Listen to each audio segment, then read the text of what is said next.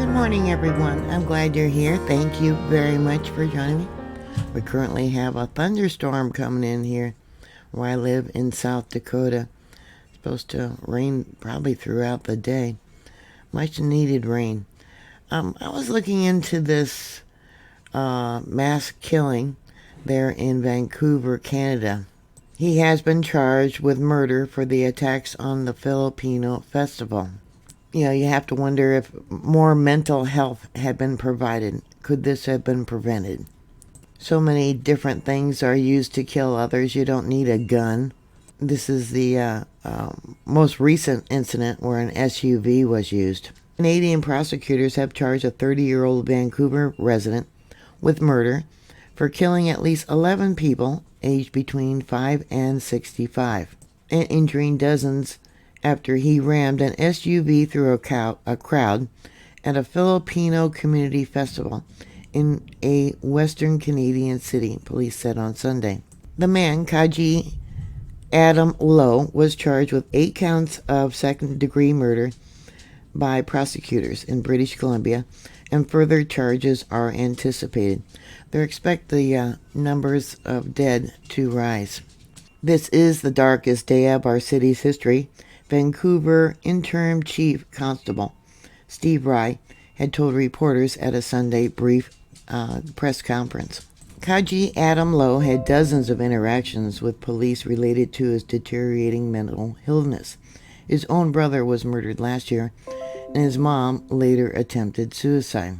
Last year, Lowe wrote on a fundraising page to cover his brother Alexander's funeral costs. He said that it pains me deeply to put these words down, but my brother has been taken from us in a senseless act of violence, something we never saw coming. His brother Alexander was 31 when he was murdered on the streets there in Vancouver, I believe. Dwight William Camach was arrested later and charged with second-degree murder. He did collect about $9,000 for his brother's funeral, and he thanked those for their contributions. Lowe had no prior criminal record, according to online court database. Him and his mother were living at the same house, and sources told the Post Media that a family member had contacted hospital psych ward hours before Sunday's attack because of Lowe's deteriorating mental health. It's not known what action, if any, was taken. He was believed to be suffering from delusions and paranoia. Police said they had significant interactions with Lowe, as did healthcare professionals, due to his mental health issues, and some were recent. Premier David Eby said Sunday that the attacker was obviously profoundly ill.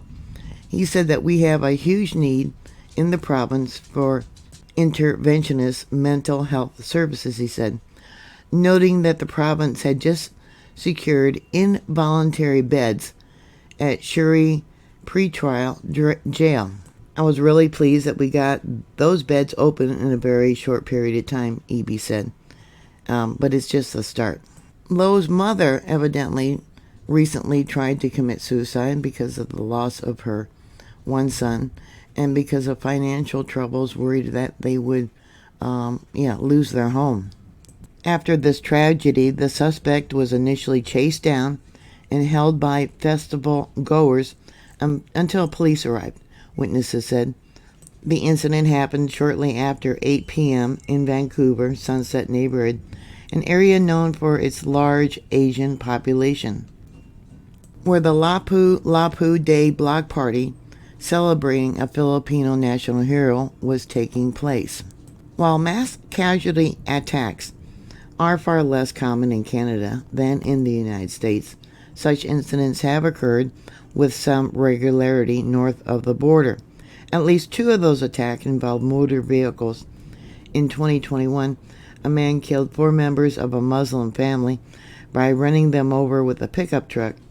In 2018, a man drove a rented van into a lunch hour crowd in Toronto, killing 10 people and injuring 15 along a sidewalk where pedestrians were walking. And I think about the one recently there in Louisiana where the man drove through crowds.